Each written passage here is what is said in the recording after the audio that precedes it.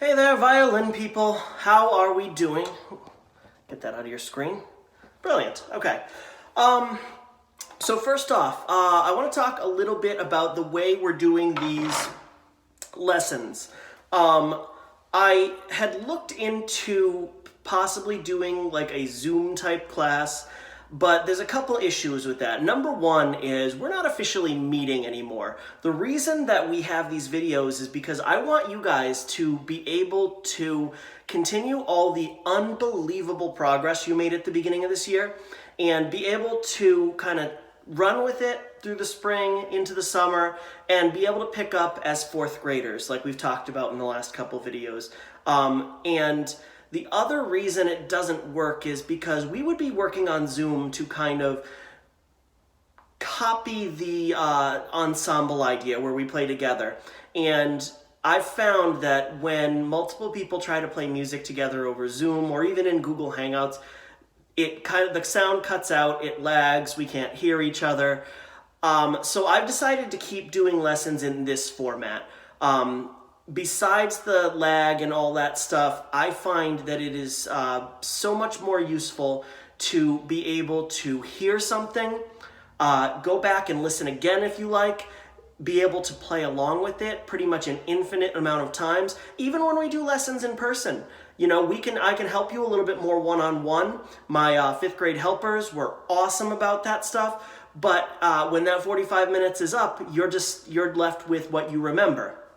If you have these videos in front of you, I can help you as many times as you want to rewind me.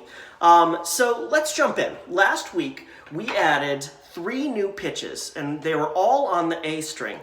The first finger gave us B, second gave us C sharp, third gave us D, okay? Now, we went all the way on page 18 to number 59, little steps. So even though we learned B, we didn't do any examples that included B. So I want to take you guys through 2 examples today, okay? The first is number 60, elevator down, okay?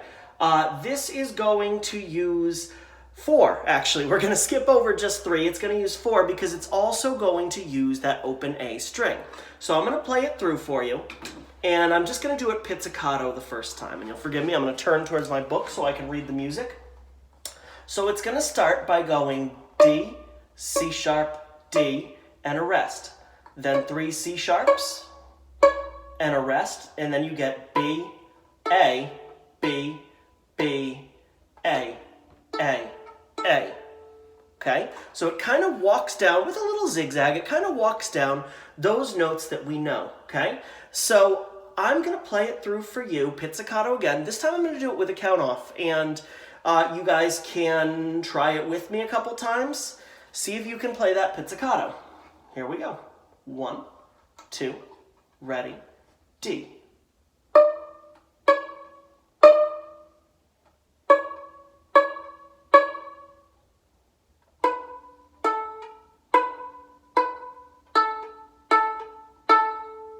Okay, now we're going to add the bow to that one, okay?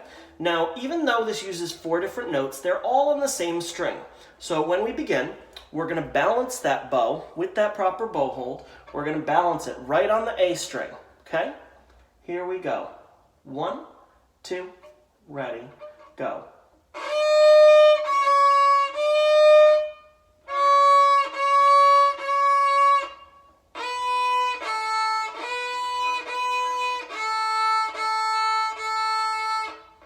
Okay, that's the idea behind it. Not too bad. It's taking what we worked on over the last week and just adding not even anything new, because we did work on that B and we do know that A. So hopefully you guys get through that one okay. Now there's one more song I want to take you through, and it's on page 19, so you don't even have to turn anywhere. Before I do that though, the one thing I miss about having our lessons in person is we had just started getting into the point where we were able to put songs together and I could say, can you prepare this to play a solo for the class? I think we did one of those and then we were out of school. So if, not an assignment, okay, because this is just kind of a little bit extra to help you prepare. If you have been keeping up and you are doing great and you are proud of the work you have put in, I would love to see it. Whether that means it's sent to my email, posted on Twitter, you can tag me in it. If you can get it to me, I would just love to see that you guys are keeping up the great work at home. If you don't want to record a video of yourself playing, you certainly don't have to. But it'd be kind of cool to see where you guys have taken this in our very, very different way of learning it. All right, so the next one we're going to do, we're actually skipping down past a couple.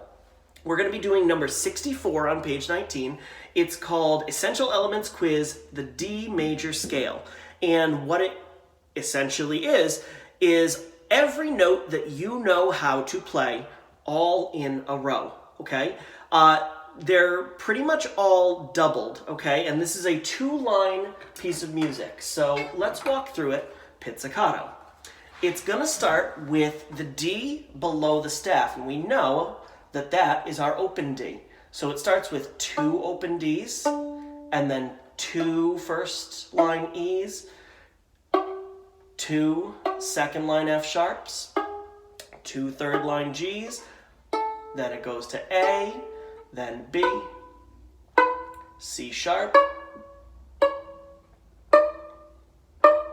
Okay, so I'm going to have you guys play just the top line.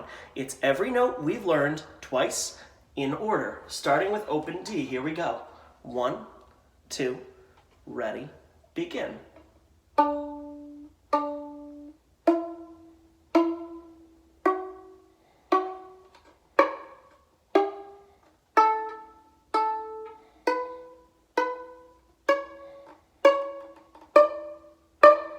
Okay, now the second line is pretty much just that in a mirror. It's going to start with the high D, 2 high Ds, 2 C sharps, 2 Bs, 2 As, 2 Gs, 2 F sharps, 2 Es, and then 1 D at the end. Watch that. When we bow this, we're going to want to be careful with that. It's just going to end with a single D, and we're out. Okay? So let's do the second line pizzicato. I'm starting with that high D, that's my ring finger, on the third piece of tape on that A string. Here I go. 1, 2, second line.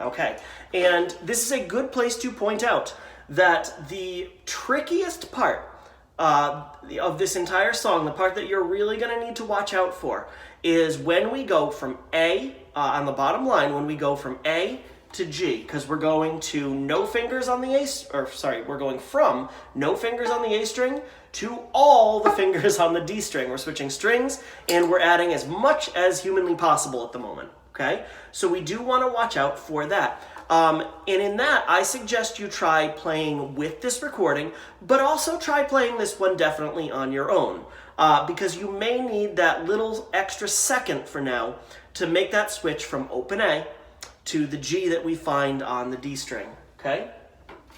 Once you kind of have a good grip on that, that's when we start adding the bow, okay? So I'm going to give you kind of a finalized version of this, knowing that you guys can play with this as many times as you need to. You can play the first half of it and stop it. You can play the second half of it and stop it. You can play it on your own and then come back and try it with me. You can do it in so many different ways. You really want to find the approach to learning these songs that works for you. I can throw 800 at you, and we would find that what works for you might work different, might not be the best choice for me, might be different than what works for somebody else in the class, okay? So don't be afraid to try approaching these songs in different ways and just see if one of them works for you, all right? Here we go. Essential Elements Quiz, the D major scale with the bow, arco. We're playing this pretty slow. 1, 2, 3, 4.